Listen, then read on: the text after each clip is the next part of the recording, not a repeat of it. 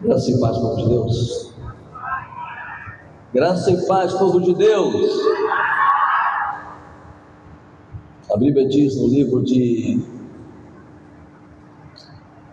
2 Crônicas, capítulo 7, verso 14, diz assim: se o meu povo, que se chama pelo meu nome, se humilhar e orar e buscar a minha face, se arrepender dos seus pecados, eu ouvirei dos céus e perdoarei os seus pecados.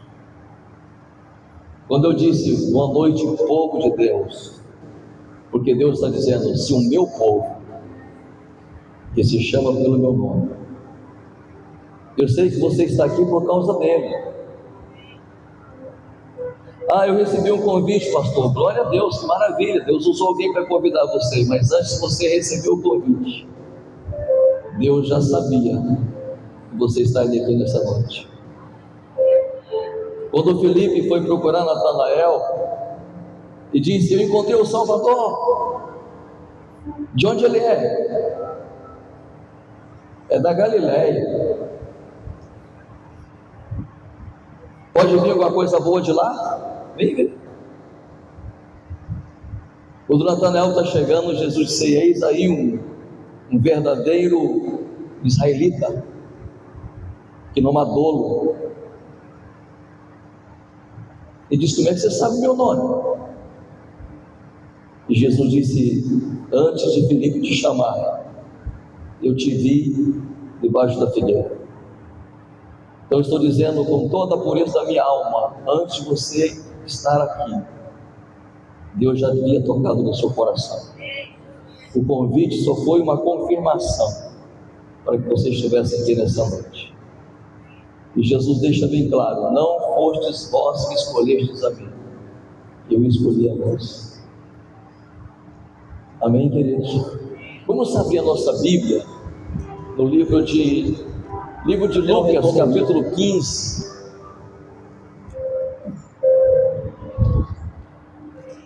Mas eu fico muito feliz por você receber o convite e atender o convite. Eu tenho certeza que Deus tem alguma coisa boa para você. Deus sempre tem coisas boas para a gente. Eu só preciso receber. Lucas capítulo 15, verso 12 em diante, diz assim, capítulo 15, verso 11, e disse: um certo homem tinha 2 filhos, e o mais moço deles disse ao pai: pai, dá-me a parte da fazenda que me pertence. E ele repartiu por eles a fazenda. E poucos dias depois, o filho mais novo, ajuntando tudo, partiu para uma terra longínqua e ali desperdiçou a sua fazenda, vivendo dissolutamente. E havendo ele gastado tudo, houve naquela terra uma grande fome e começou a padecer necessidades. E chegou-se a um dos cidadãos daquela terra, o qual o mandou para os seus campos a apacentar porcos. E desejava encher o seu estômago com as bolotas que os porcos comiam. Ninguém lhe dava nada. E caindo em si, disse: quantos trabalhadores de meu pai têm abundância de pão, e eu aqui pereço de fome?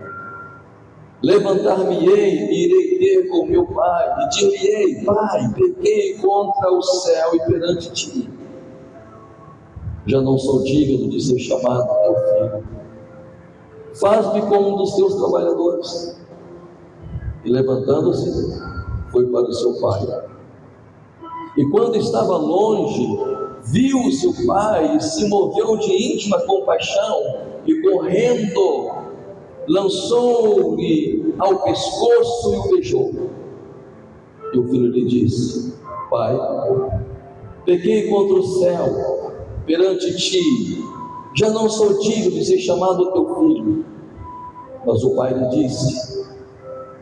disse aos seus servos: trazei depressa a melhor roupa, vesti-lo, ponde-lhe um anel na mão e sandália nos pés, e trazei o bezerro cevado, matai-o, comamos e alegremo-nos, porque esse meu filho estava morto e reviveu, tinha-se perdido e foi achado. E começaram a alegrar-se. Palavra do Senhor, digam graças a Deus. De volta para a casa do pai. Interessante que Jesus disse: na casa do meu pai há muitas moradas.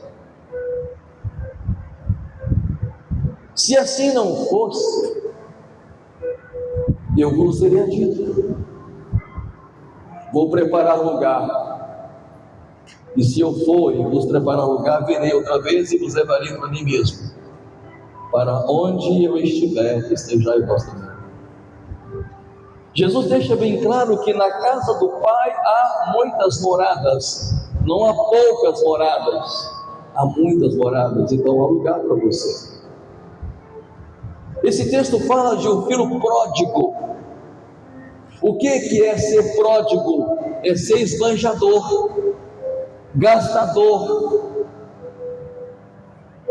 A pergunta é: o que esse filho queria além da casa do pai? Ele tinha tudo na casa do pai, ele era feliz, ele tinha abundância, ele era próspero, ele era bem sucedido. Sabe quando alguém assim sobe em cima do muro, fica olhando o que está do outro lado? Dá a impressão que ele subiu no muro e assim: o que tem lá fora? Ele tinha desejo de conhecer o desconhecido. Ele tinha o desejo de buscar alguma coisa que dentro da sua casa não tinha. Só que na sua casa tinha tudo. Não lhe faltava absolutamente nada. Mas ele, obstinado, decidido, determinado a uma aventura, decidido a buscar alguma coisa que certamente não iria satisfazê-lo, ele comete uma loucura, sem pensar. Ele diz: pai, me dê a parte da herança que me pertence. Não se perde a herança de um pai. A herança só é dada quando o pai morre. Quando se faz um formal de partilha, você fica com isso, você fica com aquilo. Quando se faz um inventário, cada um fica com a parte. Mas esse filho estava desejando a morte do pai. Ele matou o pai no coração por causa da sua ganância, do seu desejo de ter uma aventura, de conhecer algo, de ter uma experiência fora da casa do pai. E ele partiu. O pai não questionou, poderia não dar nada para ele, poderia expulsá-lo de casa. Seu filho malcriado, desleal, desonesto, desobediente. O pai poderia colocá-lo na frente dos anciãos e ele ser apedrejado. Mas o pai não fala nada, disse: a vida é sua, filho. E a vida é feita de escolha. Só que às vezes a gente usa muito esse livre-arbítrio que Deus nos deu e a gente escolhe errado. É um direito seu? Sim, é um direito seu. Mas a gente escolhe errado. Eu já fiz muitas escolhas erradas. Eu já tomei muitas decisões erradas. E esse filho então parte para uma terra longínqua. O que é uma terra longínqua? Uma terra distante. Isso mostra o homem distante de Deus. E quando o homem se distancia de Deus, quando ele se afasta para um lugar longínquo, distante de Deus, é um caminho que puxa para baixo. É um caminho que leva a pessoa para baixo. É um caminho de desgosto, de desilusão, de insatisfação, de medo, de insegurança, de enfado, de cansaço, de vazio. Mas ele tomou a sua decisão, foi experimentar o lado de fora, vivendo uma vida insana. Eu não sei se já aconteceu isso com você, já aconteceu comigo. Mas o que a gente percebe aqui? Ele foi em busca de felicidade. Ele foi em busca da felicidade e encontrou infelicidade. Ele foi em busca de prazer e encontrou desgosto. É isso que a Bíblia fala. Buscou nas bebidas, drogas, prostituição, jogos. Ele estava bem, ele estava com dinheiro, ele era infeliz inconscientemente, porque tinha dinheiro. O dinheiro acaba, os recursos acabam, e começa a padecer necessidade. A coisa começa a mudar. Agora, ele não é mais infeliz inconscientemente, agora ele é infeliz conscientemente. Agora ele sabe que é infeliz. Agora ele sabe que a decisão que ele tomou lá atrás resultou no seu fracasso, na sua angústia, na sua tristeza, no seu desespero. O que o levou a sair da casa do pai gerou nele feridas emocionais. Desgosto, frustração, fracasso, crises de todo jeito que você puder imaginar, crise de personalidade, crise de caráter, crise de identidade, crise existencial. Eu tinha tudo e não tem nada. Eu não estava longe da casa do pai, mas eu já tive tudo.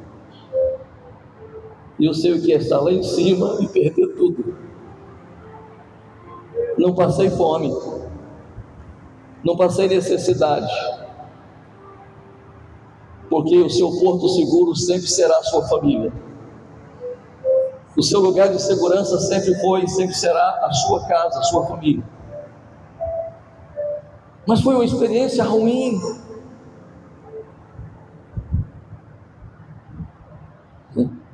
Eu já tive uma época boa, de às vezes, antes de me converter, ainda garoto, de viajar e começar a esbanjar uísque, cerveja, além das drogas, evidentemente, e de repente o dinheiro acabou, nem em casa eu estava. Aí passou, eu não sei se alguém aqui já fez isso, já que não tem dinheiro para tomar cerveja, vai pinga com Coca-Cola. Deixa doido do mesmo jeito, né? Até onde a pessoa pode chegar quando não percebe que aquilo de valor que ele tem, ele está lançando fora. E eu posso afirmar, sem medo de errar, que as feridas emocionais na vida desse moço foram terríveis. Ele não se achava, se perdeu. E às vezes nós nos perdemos dentro de nós mesmos. Há um vazio, há uma tristeza, há um buraco dentro da gente, que a filosofia, que o dinheiro, que a fama, que o prestígio, que a literatura não consegue preencher. Eu tenho dito para a igreja que o vazio que existe no coração do ser humano, quando eu digo ser humano é homem e mulher, quando o vazio que há no coração do homem, o buraco que há no coração do homem, é do tamanho de Deus. Pai, pastor, mas Deus é muito grande.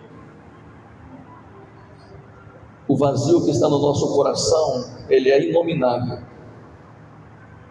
ele é grande demais.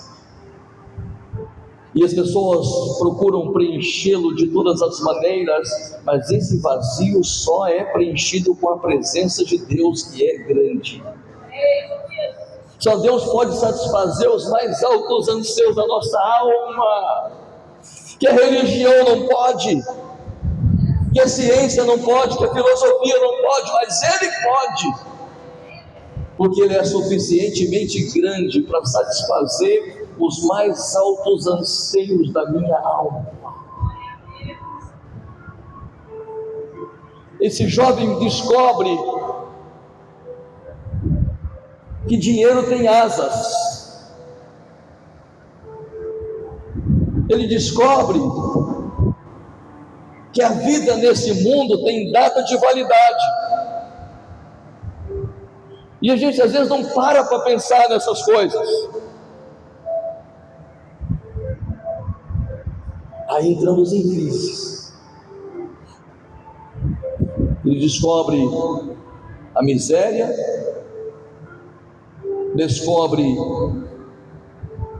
que foi reduzido a nada, que tudo aquilo que ele fez, tudo aquilo que ele deixou para trás, está fazendo falta agora, porque ele não mensurou, ele não analisou o tamanho do abismo que ele estava enfiando. O que resultaria sair da casa do pai para uma terra distante? Eu não sei, eu não conheço vocês, conheço algumas pessoas aqui. Do fundo da minha alma, eu não sei o que se passa no seu coração.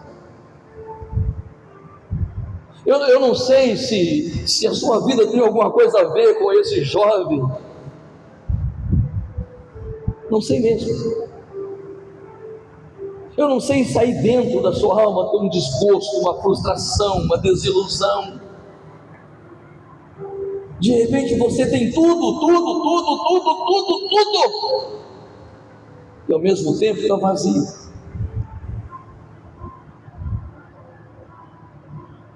Está faltando a presença do Pai.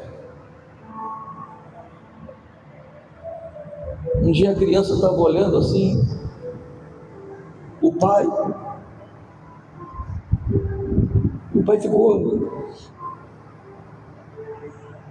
estranho. Meu filho está me olhando tanto.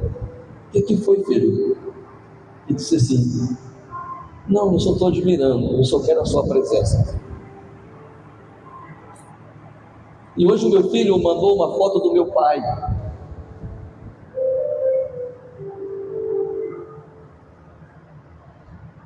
E quando eu vi a foto do meu pai,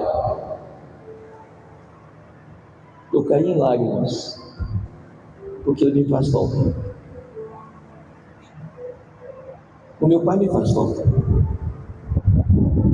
Eu amava o meu pai. E aqui está uma dica para os jovens: você que tem pai, tem mãe, valorize enquanto você tem. Ame, respeite, cuida, invista. Invista no seu pai, na sua mãe. Eu sempre admirei a minha esposa. Ela não podia estar lá em Belo Horizonte, não podia estar lá em Matozinhos, mas ela ajudava a irmã, para a irmã ajudar o pai.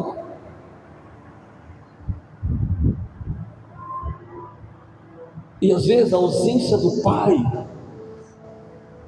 causa uma dor. A gente tenta preencher com um monte de coisa, como eu já disse aqui: drogas, vícios, prostituição, jogatina.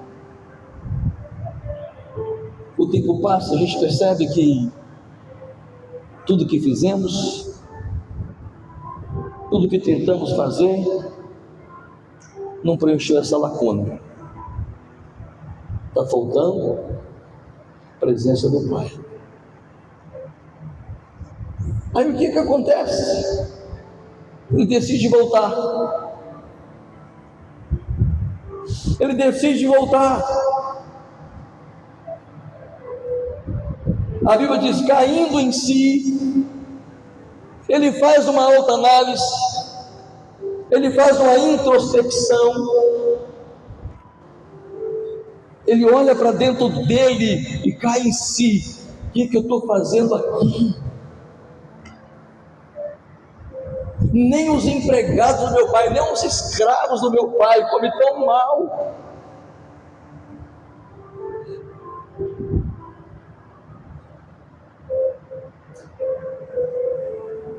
Levantar-me-ei,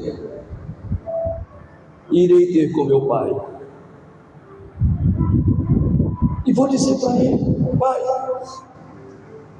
eu pequei contra os céus, contra a terra, contra o Senhor. Eu não sou digno de ser chamado teu filho. Eu estou debaixo de uma maldição.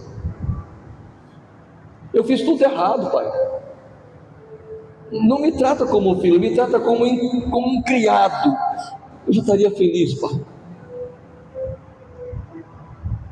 Porque aonde eu estou, pai, me falta algo que eu só vou encontrar na sua presença, só vou encontrar na sua casa. E ele começa a pensar: meu pai vai me acertar de volta. Ele conhecia o pai dele. Ele sabia que o pai dele era um pai de amor, um pai de misericórdia, um pai que sabia perdoar. Ele tomou essa decisão quando ele lembrou do que tinha na casa do pai. Tinha mesa farta, tinha prosperidade, tinha alegria, tinha paz, tinha gozo, tinha comunhão, família reunida. E agora distante, sozinho, sem recursos, sem esperança. Você sabia que o mundo é assim? O mundo é uma ilusão. Ele te oferece uma mesa farta e te dá miséria e escassez. Ele te oferece alegria e te dá tristeza. Ele te oferece prazer e te dá desgosto. aconteça. Por isso, em 1 João, capítulo 2, verso 15, diz assim: não ameis o mundo, nem as coisas que no mundo há, porque quem ama o mundo, o amor do Pai não está nele. E Jesus disse: o mundo jaz no maligno. O maligno não criou nada, ele não andou de nada, mas o sistema que rege o mundo é extremamente podre, corrupto, é cruel. Então não espere nada do mundo, porque enquanto ele tinha dinheiro, ele tinha amigos. Enquanto ele estava esbanjando, enquanto ele tinha com que gastar, todo mundo estava perto dele. Talvez alguém já passou por isso aqui.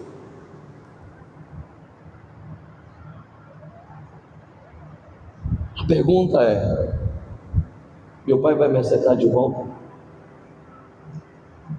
Diante de tudo aquilo que eu fiz, será que meu pai vai me aceitar de volta?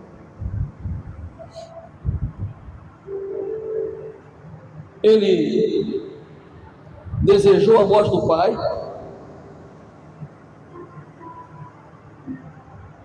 ele violou regras, princípios, leis,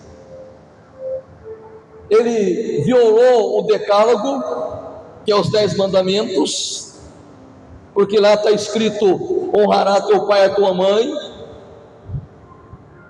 Ele violou a Torá, que são os 5 primeiros livros da Bíblia, e ele sabia disso. E ele sabia que em Deuteronômio capítulo 21, verso 18 a 21, que ele era maldito, que ele seria morto, que ele seria apedrejado. Lá está escrito que o filho rebelde, obstinado, teimoso e desobediente, que não quer ouvir o pai e a mãe pegava esse filho, levava para os anciãos, os mais velhos, e o levava para fora da cidade, e ele era morto, apedrejado. Ele sabia disso. Graças a Deus que nós temos um Deus de graça, de misericórdia. O seu amor, ele sobrepõe os nossos erros, os nossos pecados. Em Romanos capítulo 5,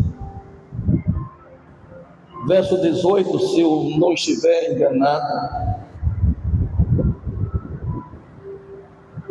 diz que aonde abundou o pecado, superabundou a graça. Aonde o pecado era muito mais o perdão de Deus. O amor de Deus é maior do que as minhas transgressões.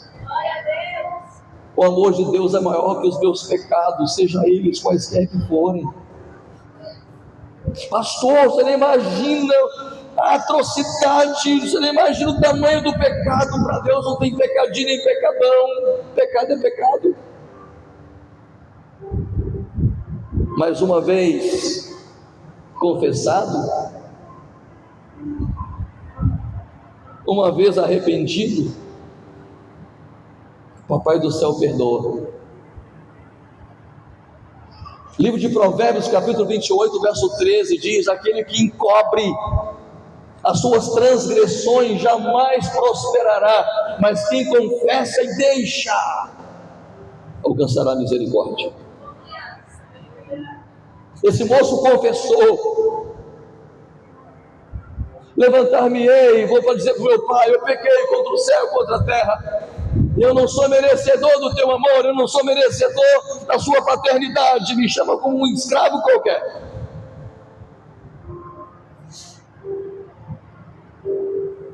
E ele volta. Mas a Bíblia diz que o pai o avistou. O pai sabe quem sou eu. O pai sabe quem é você. E quando o pai o avistou, a Bíblia diz que o pai correu. Pai não corre. Pai não corre. Quem corre é filho, quem corre é escravo. O pai não corre, o pai manda. E o pai corre. Se expôs ao ridículo, à humilhação, porque ao juntar a sua túnica, mostra parte da sua perna. Isso no passado era a desonra. E ele junta a túnica e sai correndo em direção ao filho. Abraça, beija, e o filho diz: eu não sou digno, pai, de ser chamado filho. Esse correr do pai é o Senhor Jesus.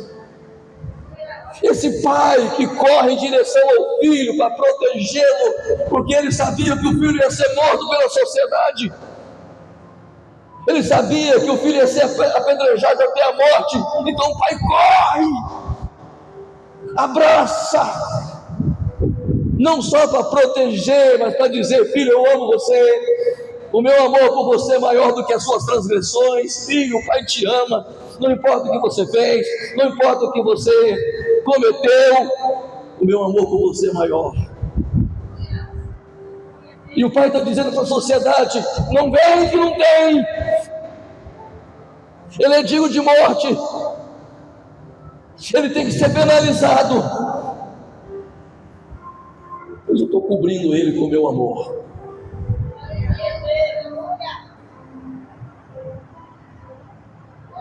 A Bíblia diz que todos pecaram. Romanos 3, 23, todos pecaram e destituídos estão da glória de Deus. Em Romanos 6, 23 diz que o salário do pecado é a morte, mas o dom gratuito de Deus é a vida eterna em Cristo Jesus. A Bíblia diz que para isso se manifestou o Filho de Deus, para desfazer as obras do diabo, a opressão, a angústia. A Bíblia diz em Lucas 19, verso 10, que o Filho do Homem veio buscar e salvar o que estava perdido. Jesus se expôs ao ridículo, deixou a eternidade, deixou o céu, deixou a sua glória, se fez homem, porque um homem errou, um homem cometeu um pecado, então um homem teria que vencer o pecado. Por isso ele é chamado Filho do Homem. Por isso o nome dele é Jesus Cristo. Jesus homem, Cristo Deus.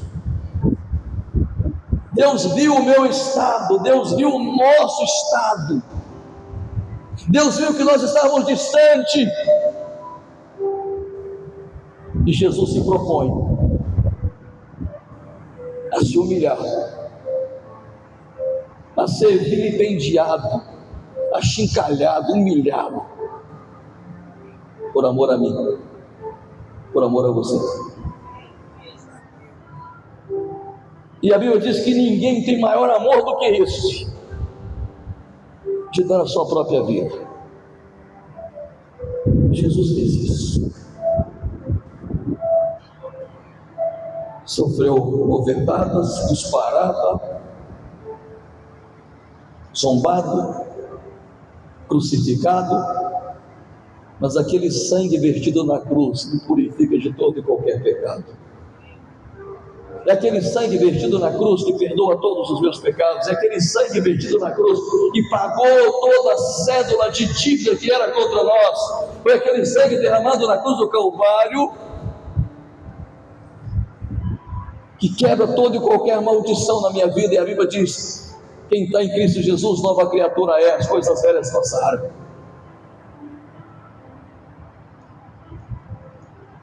O sangue de Jesus anula toda condenação, e a Bíblia diz: nenhuma condenação há para quem está em Cristo Jesus. Ele veio, me achou caído, me achou lameado, me achou na sarjeta, me achou perdido, me amou sem merecer. Eu não merecia, eu não mereço, ninguém merece, ninguém, absolutamente ninguém, mas o amor dele transcende o meu merecimento. O amor dele é maior do que eu posso imaginar, e esse amor é graça. O que é graça? Favor imerecido. Eu não mereço, ninguém merece. Em Efésios capítulo 2, verso 8, assim: pela graça sois salvos, mediante a fé. Isso não vem de vós, é dom de Deus. Verso 9 diz: não por obras, para que ninguém se vanglorie, para que ninguém se exalte. Não é por caridade, não é por boas obras, pela graça. Estamos aqui hoje pela graça. Somos tocados pela graça, somos curados pela graça. Paulo tinha umas lutas interiores e doença também, e ele diz: Deus, tira esse mal de mim. E Deus diz para ele: a minha graça te basta. Paulo era bom. Paulo escreveu 13 epístolas.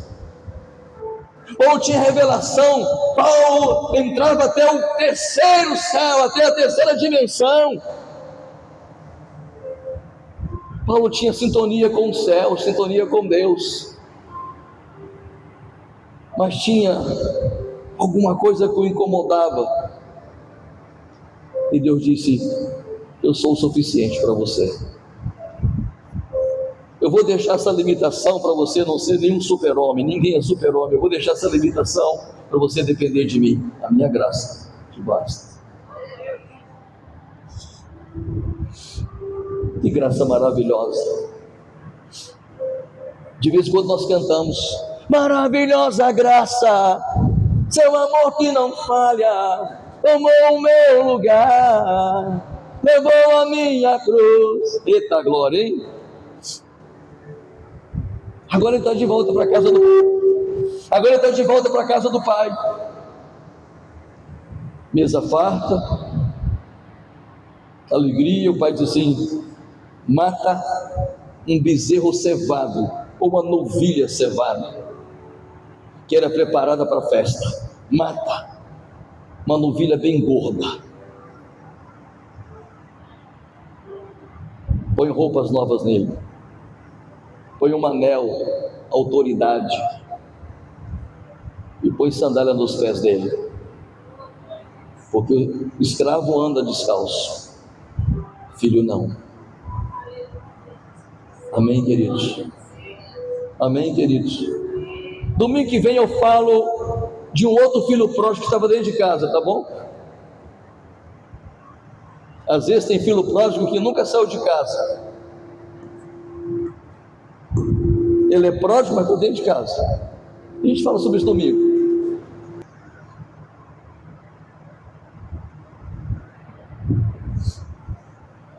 Agora, de volta para a casa do Pai, ele tem a consciência do que é realmente alegria, do que é realmente paz. Eu quero dizer para os senhores que os portais da graça estão abertos para você. Os umbrais eternos estão abertos para você. Você pode entrar por essa porta. Ela é espiritual, pastor? Sim, ela é espiritual. Você pode entrar por essa porta. E você vai ouvir o Pai dizendo assim: vem, eu nunca desisti de você, filho. Filho, eu nunca deixei de te amar. Filho, se você está feliz, se você está em êxtase, imagina eu, filho, que te gerei, que te criei. Não importa se eu sou lameado, fedido, caído, emocionalmente arrebentado, não importa, Ele me aceita. E Ele estende os braços e diz: vinde, filho. Quanto tempo te esperei, filho? Eu não quero ver você fora, filho.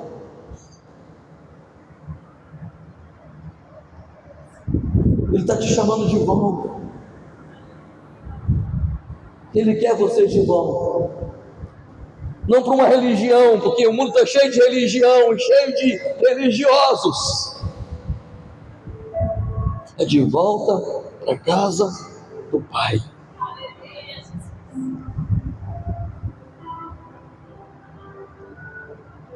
Como que eu volto para a casa do Pai, pastor? É simples. Evangelho de João, capítulo 14, verso 1, 2 e 3 diz: não se turbe o vosso coração. Crede em Deus, crede também em mim. Na casa do meu Pai há muitas moradas. Se assim não fosse, eu vos teria dito. Eu vou preparar lugar.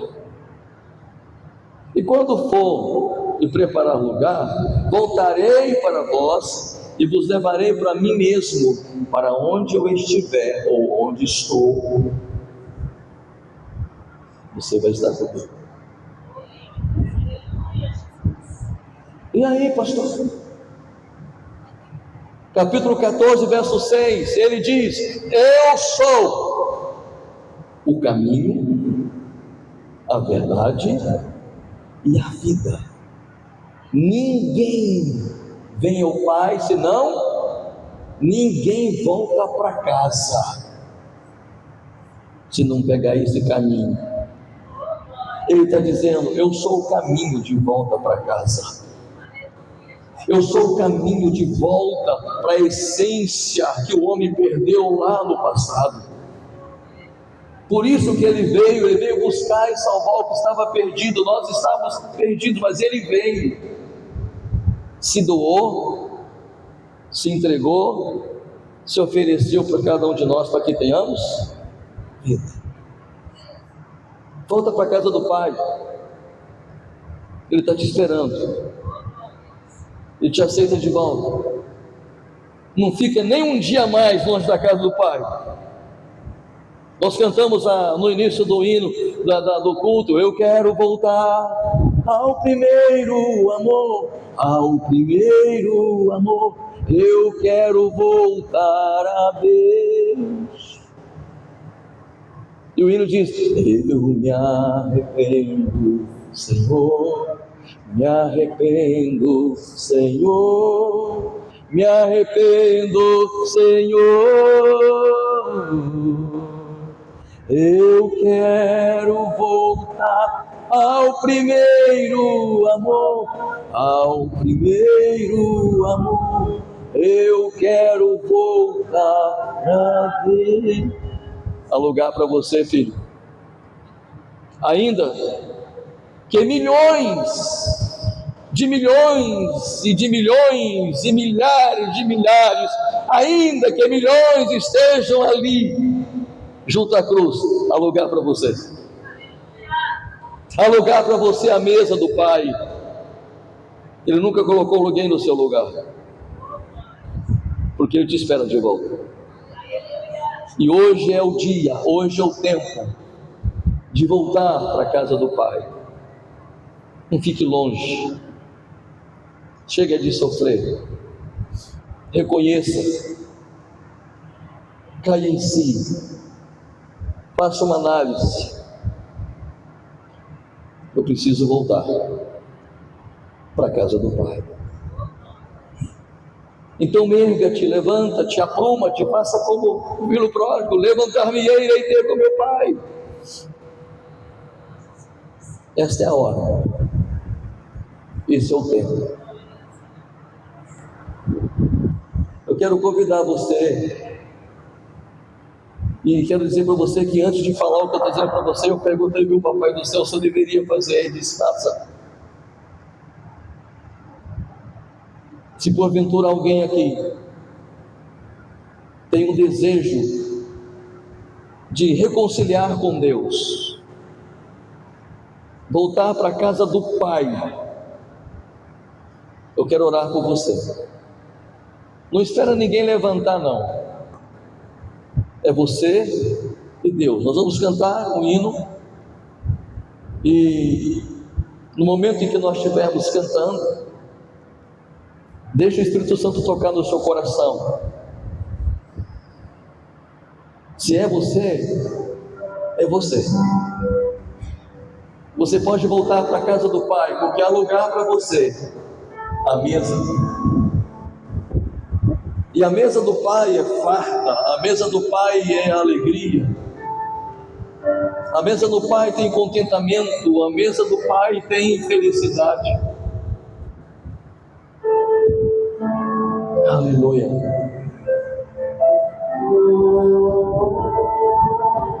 Aleluia. Você pode ficar de pé? Uma chance só essa, talvez eu não tenha mais.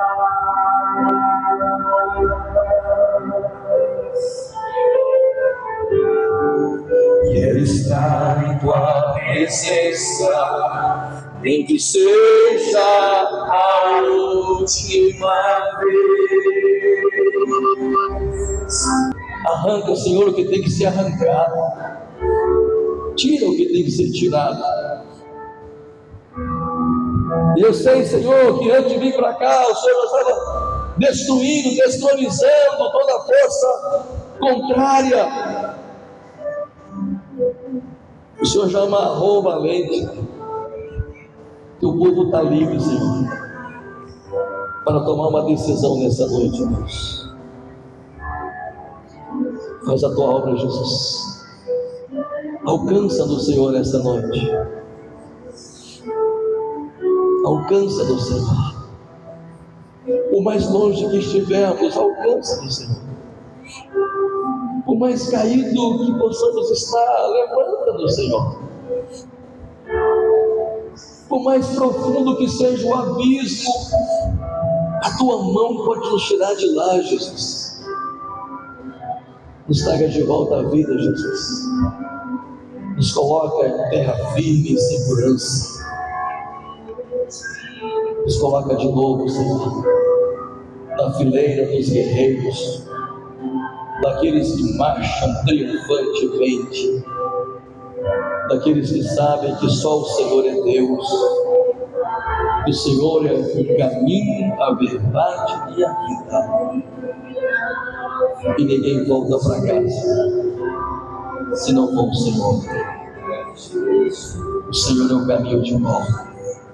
O teu sacrifício na cruz não foi em vão, Jesus. Esse teu sacrifício nos alcançou. O Senhor perdoou os nossos pecados. O Senhor nos deu vida nova. Obrigado, Deus.